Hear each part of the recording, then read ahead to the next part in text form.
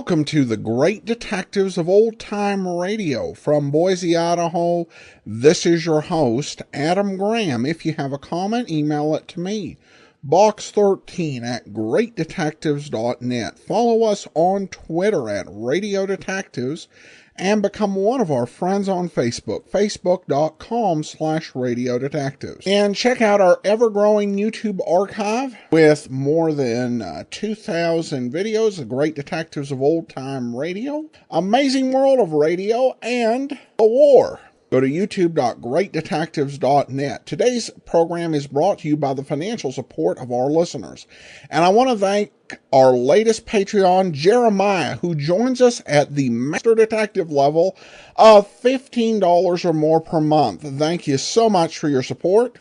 You can become one of our ongoing Patreon supporters at patreon.greatdetectives.net. Or you can send in a one-time donation if that works better for you to support.greatdetectives.net. And you can also mail in a check, P.O. Box 15913, Boise, Idaho 83715. Now it's time for today's episode of That Hammer Guy. This episode originally aired sometime in 1954. And the title is Some Kind of Satisfaction. Here is Ted DeCorsia in the Mickey's Filet Mystery, That Hammer Guy. The August heat overlays this city like a cellophane cover. Business is ground down to a spectacular standstill, and the bills are starting to collect in your file and in your conscience.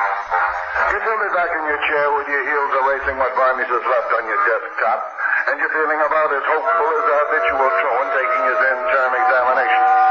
And then the door opens and this guy waltzes in. Mr. Hammer.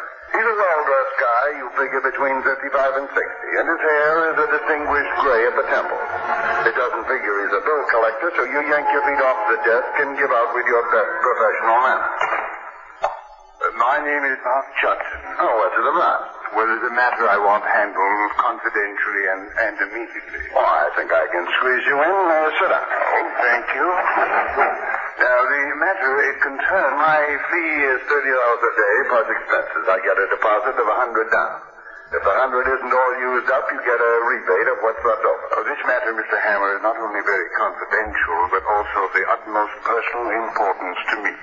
Because of this, I'm very willing to pay you more than your regular fee as an incentive. Oh, I don't need any special incentive, and my fee is the same for everybody. Oh? But if you're extra satisfied with the results I get, I won't turn down a bonus. It's up to you, strictly. Okay? Oh, fine. Now, what's the difficulty? Well, Mr. Hammer, it's about my wife, Laura. Now, she's many years my junior. Laura is also very, very beautiful. At one time, she was in show business. She had many admirers. Is something bothering you, Mr. Hammer? Me? It's what's bothering you. The setup is as old as Adam and Eve. Only it's not a shiny apple between you and your wife. Well, Stop me if I'm wrong. Your wife not only had admirers, but she still has. You've got old-fashioned ideas about the institution of marriage, so what's been going on hasn't exactly set you to dancing in the street. Well, there has been one man in particular. I don't know his name or who he is. I just know what he looks like. I wasn't troubled so much by the others in the past. I considered those just frivolous flirtation. You know, when a woman is used to being admired, you can well understand her seeking the attention of other men, if only for attention's sake. But this latest excursion of hers, you don't figure it's so frivolous. I know it isn't. I have good reason to know it. And this very confidential matter you want me to handle is getting what they call the good. Why? Nothing doing. But look here, All stuff isn't in my line. Find yourself another boy. You're wrong about what I want, Mr. Hammer. Huh? I still love my wife, no matter what. Now, you may think me foolish, but that's the way it is. I can't help myself. Perhaps I don't want to. You're going to find that strange in view of what I'm going to tell you next. Then you don't want me to tell you what? Oh, no. I want you to keep a close watch on me. On you? Yes. This man I told you about. I'm sure he's planning to kill me.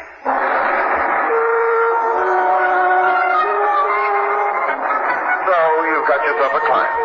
After Mark Judson writes out the $100 retainer check, you slip it into the top drawer of your desk.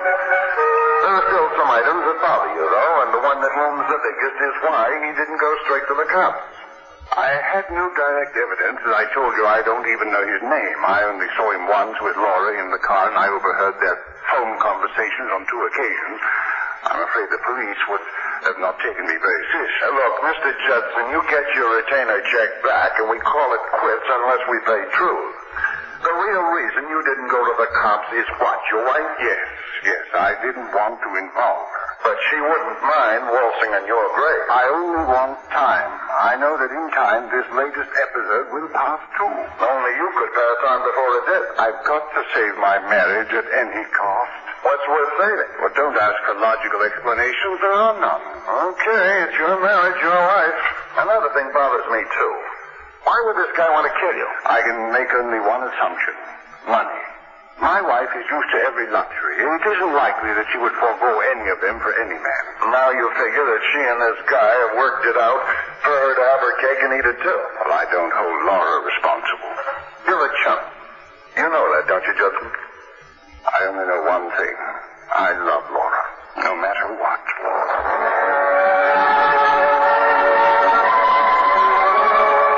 The way he says that, you're kind of ashamed for taking that crack at him. Talk about human bondage. This is it at its best. He forces a weak smile. Of course, this is all very new to me, having myself watched. But what do you suggest I do? You tell him to carry on as usual, that you'll do all the doing. And before you take off, you get a description of the guy. As best as I can remember, he was rather handsome and blonde, and, of course, young. Young. He says then as if his age was something sick and ugly. You go down to the street with him to his car. I suppose I needn't say I wish you the best of luck. You tail him in your jalopy up to his home in Scarsdale. It's a place to check, though plenty of jack, that is. He goes up the circular hard-top driveway to the main entrance while you park alongside the cypress trees that line the estate. He's only just shutting the front door behind him when you spot the side entrance door open. Out comes a guy, a handsome guy, blonde and young. He circles back of the house. You leg it across the lawn, but by the time you get around to the rear of the house, he's gone. But the way it turns out, he isn't as gone as you think.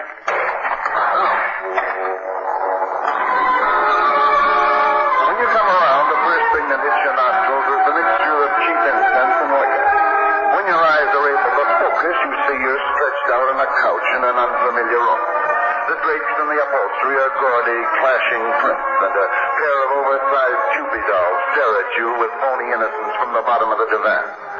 Then the two-tone platinum blonde strolls into the frame of your vision. Morning, Mike. You feeling better, sweetie? In case you've forgotten, my name's Mildred. Your place? My place.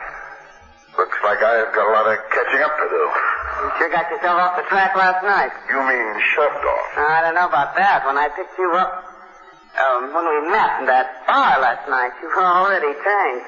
What bar? Harry's over on 15th Street. Harry didn't want to serve you anymore. You wouldn't take no for an answer. Oh, Mike, you were a card. Yeah. Punched card. And you did most of the punching, honey. And then you took me here. After they let you go at the 18th Precinct Station House. Huh? You got to be too much for Harry to handle, so he called the cops. So I had a night of it. I'll say. The good thing for you, I have some friends at the precinct house. Otherwise, you would have spent the night in the cooler. Don't remember anything, huh? I remember something, all right. That special incense they got for him. Smells pretty, huh? Why'd you bring me here? You were nice to me, so I was nice to you. You like the way the incense smells? I like it. It's oriental. It's in a kind of mellow mood. I'm in a mood, all right, but there's nothing mellow about it. Maybe a cup of coffee will fix you up. Got some on the burner. It's going to take more than coffee. Wait. Yeah? Have to leave so soon? There's something I got to take care of. Fine way to show your appreciation running out like this. The way with most of you guys, things are always different the next morning. They're different, all right, but never as different as this. Before you get your hand on the doorknob, she's in close and cool. I'm sorry it was nasty. You'll come back. Tell me you'll come back. You tell her you're coming back, all right, and you mean it more than she knows. You unnut yourself from her and get out of there. Downstairs, you get to a phone booth and put in a call to Mark Judson's place. Hello? I want to talk to Mark Judson. Who is this, please? What's it about? Private business. Put him on. Mr. Judson is dead. What? Mr. Judson was killed in an auto accident last night.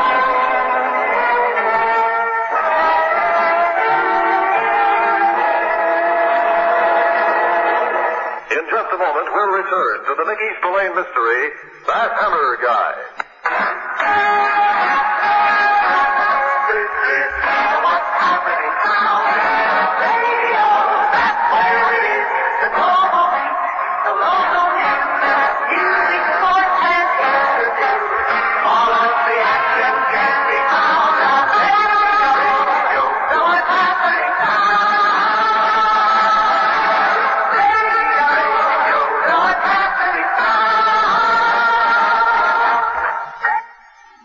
Now back to the Mickey Spillane mystery, That Hammer Guy.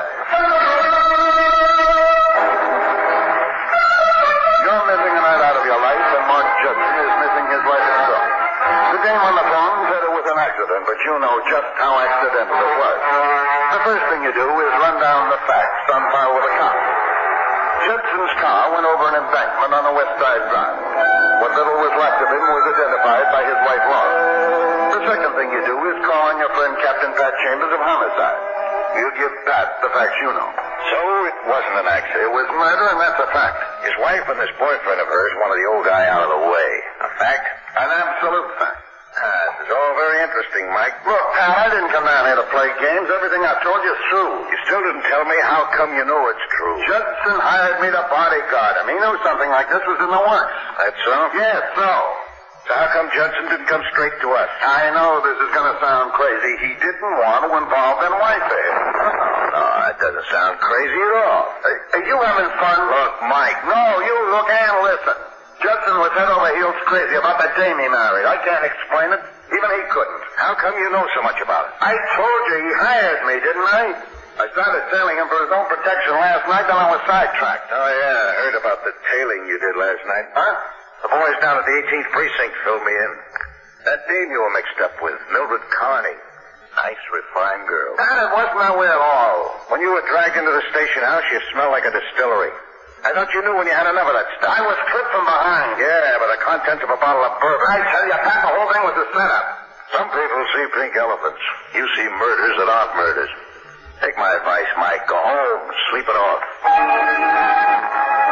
But before you walk out, you remember that retainer check that Mark Judson gave you. You tell Pat about it. Sure, I believe you, Mike. All you gotta do is show me that check. You have it back to your office. You're going to shove that check right down his grinning mouth. You're going to make Pat eat every sarcastic word he tossed at you. When you yank open your desk drawer, the gloat inside is warming you like a bonfire. And then the freeze sets in. The check isn't there. You've got as much chance of having Pat believe you now as a defendant in a Moscow bridge trial. You're in it alone, and it's all up to you. You don't even have a retainer fee now, but you're out after a bigger payoff than just dough. You're going to have your first meeting with Mrs. Judson. Please sit down, Mr. Hammond. Laura Judson is everything her husband said she was, and then some. The tight white silk dress she wears is as appropriate as a shimmy dancer at a DAR convention. May I offer you a drink? No, thanks. You don't mind if I have one? It's your liquor. The very best. You sure you won't join me? Sure. Who are you, Mr. Hammond? How do you know you really want to drink to me, Mrs. Judson? I'll take my chances. I'm a gambler. Yeah, I only bet on sure things. Your life must be quite dull, It has its moments. but it could stand some brightening. And do you have some suggestions? Maybe. I believe you said your first name was Mike. I hate formality. This I can see, Mrs. Judson. Lara, please. Well, Mike, to you. Drawing yourself, Mr. Fair. Oh, you're referring to my late husband. Say, you have a remarkable memory. You sound embittered. And you sound... Heartless? I guess that word'll do. We all have to go sometime. Sometimes we get shoved before our time. Accidents will happen. Some accidents shouldn't happen. That's a strange remark, Mike. It was a strange accident. Not according to the police. Just an everyday accident. Maybe that's because the cops don't know all they should know. And you? Me, I know more than's good for you. I'm afraid I don't know what you mean. I'm a private investigator. Then you came here under false pretenses. You said you were a friend of mine. From the way things look, I was the only friend he had. I take it then he had employed you to spy on me. To keep an eye on him. I flunked out on him last night, so he's dead. I'm afraid I don't follow you. Sure you do. And you've got a good reason to be afraid. Of what? There are a lot of legitimate ways of getting rid of a husband. Murder isn't one of them. I thought I was going to like you. Now I'm sorry you ever came. Believe me, you're going to be even sorrier, Mrs. Judson. And that goes for your blonde-haired boyfriend in space. Get out of here. Get out immediately.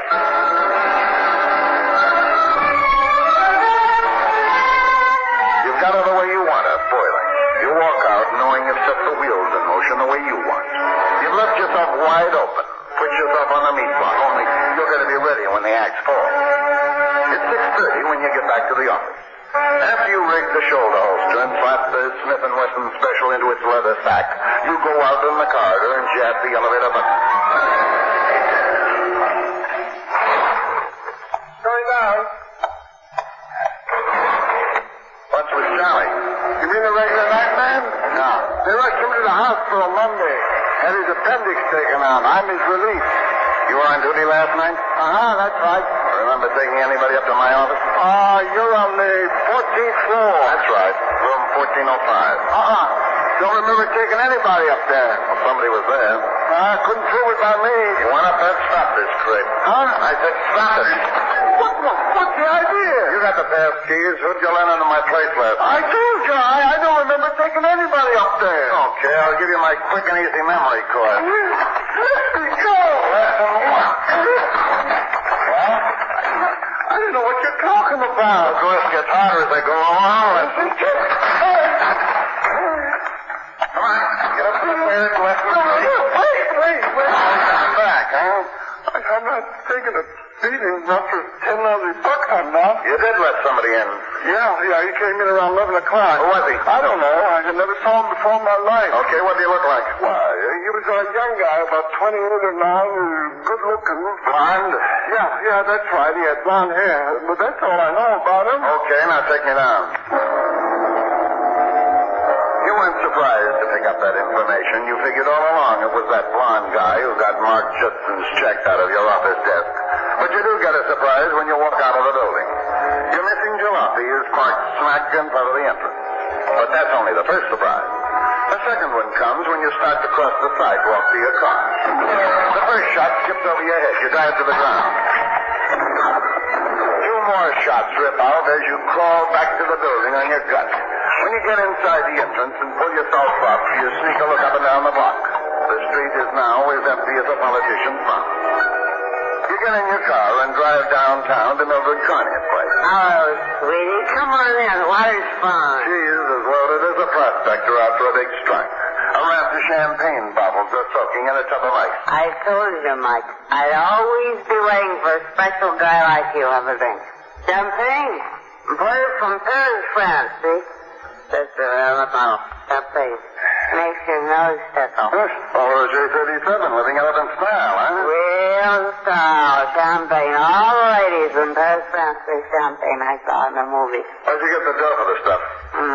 Always wanted to be a lady. Improve it now. Drink champagne. Come on, have a drink, sweetie. Make your nose tickle nice. Who gave you the dough to buy it? Who? Wasn't there some things we used to kiss ourselves? Not this. Oh, come on. Have a drink, you might enjoy. Hello, nice big bottle. You had enough. Oh, you shouldn't have done that, Mike. All that nice tickling champagne is wasted. Imported from Paris, France, too. Now Where is he? Where do I locate him?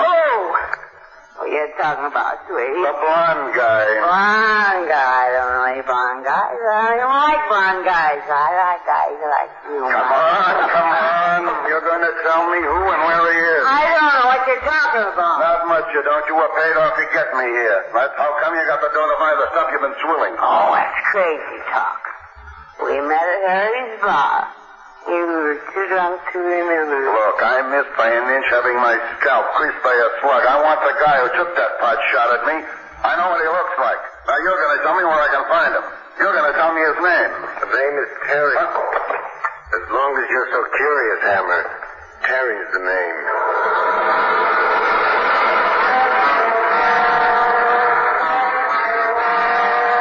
When you wheel around, you see he's your guy, all right. The blonde character you spotted sneaking out of the side entrance of Judson's house last night. So now that you know, you're happy? Happy?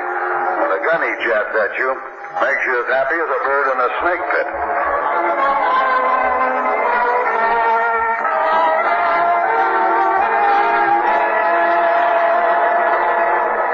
In just a moment, we'll return to the Mickey Spillane mystery, That Hammer Guy.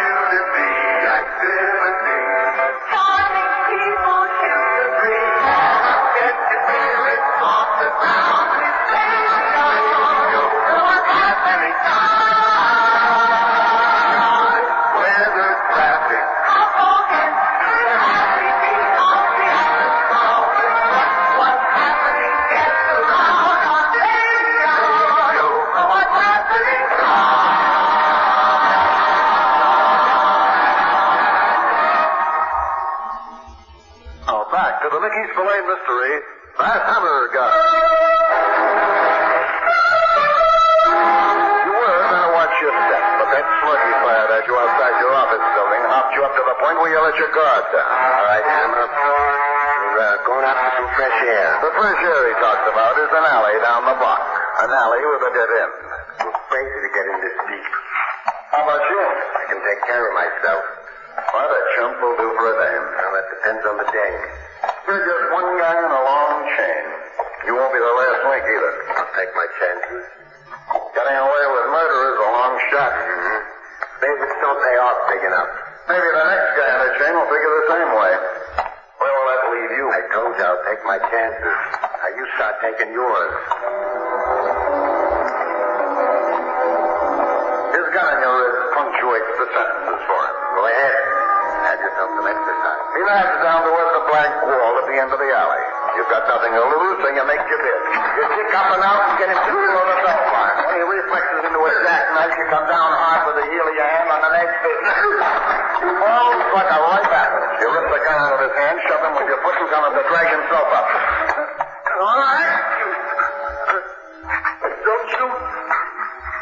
He starts to get up, but he doesn't get to the kneeling position. You hear the slug kick into him. And you don't need a second look to see that he's never going to get up again. He can't make it out. As far as you can see, you're the only one in the alley besides him. But you never squeezed the trigger. You didn't fire that shot. You phone Pat Chambers and give him the details. You tell him where he can pick up the final pieces of the story in an hour, and then you're off and running to the Judson place. I told you to stay away from here. Laura Judson starts to slam the door in your face, but you shove it back and walk in. If you don't leave immediately, I'll call the police. You don't have to bother. I've already sent for the cops. Just what do you want? You, for a couple of minutes alone. I want the personal pleasure of telling you it didn't work, none of it. I haven't the faintest idea of what you're talking about. I'm still talking about killing your husband in that phony accident. And I'm talking about you getting rid of the only one who could put the finger on you, a guy named Terry. Terry? I don't know anyone named Terry. This is all perfectly ridiculous. I don't know where you get your ideas from. I got them first from a dead man. But now they're going to stand up and be counted as living ideas.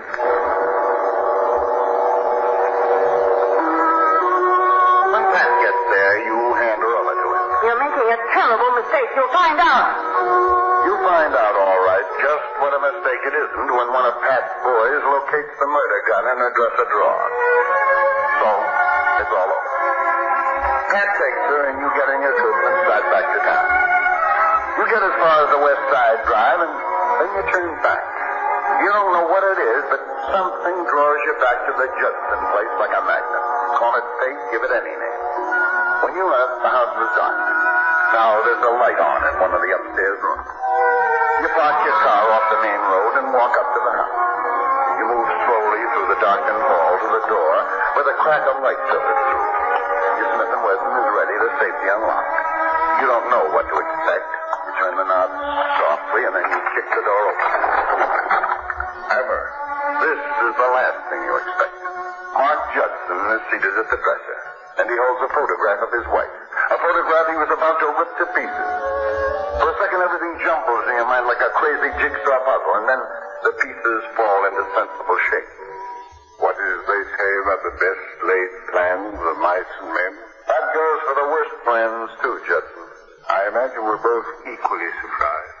Why'd you come back here? I really can't explain why I did, but I suppose that isn't important now. Terrible mistake. Your wife was right. But as I planned it, no one would believe her. She was telling the truth. She didn't know that guy. No, but she could have. He was a man, young, handsome. You killed him in that alley. I had to. I didn't need him any longer. Besides, I had to keep you alive. And the body in that car crash is standing. Yes.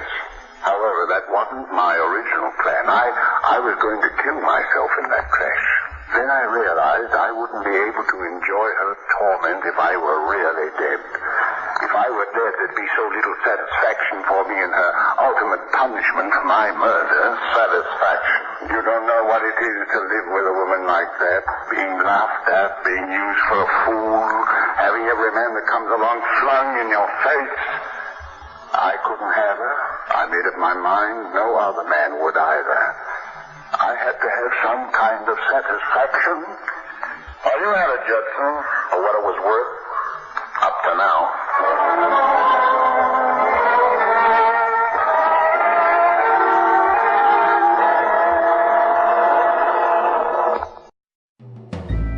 This is Andrea J. Graham, author of the Web Surfer series. Oh, and a Madam's Wife. You're listening to the Great Detectives of Old Time Radio.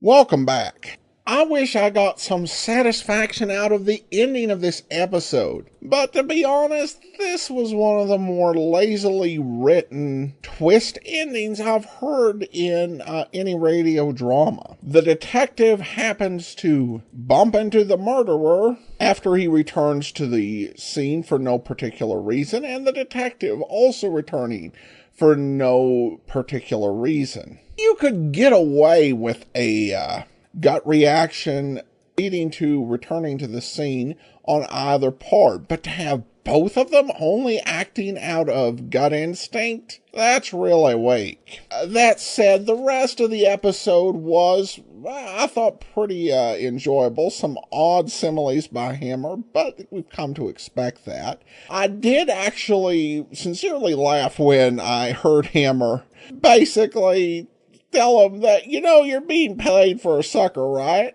And I thought no other detective on this program would have gone there. Of course, Hammer felt bad for it, for the same reason that pretty much no other detective on this series, maybe Pat Novak, would have gone there.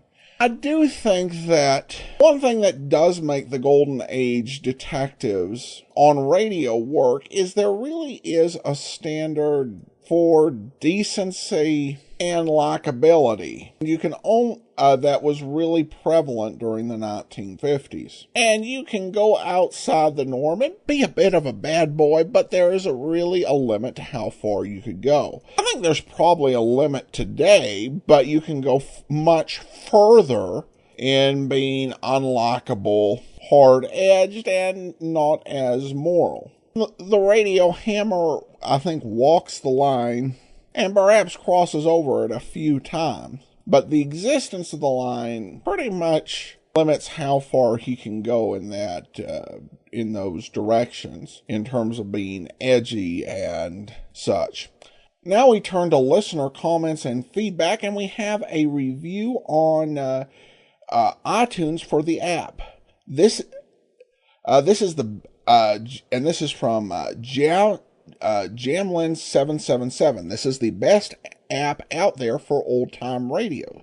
shows. I truly enjoy listening to all the shows. You can pick and choose your favorite shows, and also fantastic quality. Well, I appreciate you taking time to leave that review in the iTunes store. It's truly appreciated. All right, well, join us back here tomorrow for Richard Diamond. And then next Tuesday, it's another episode of That Hammer Guy. In the meantime, send your comments to box13 at greatdetectives.net. Follow us on Twitter at Radio Detectives.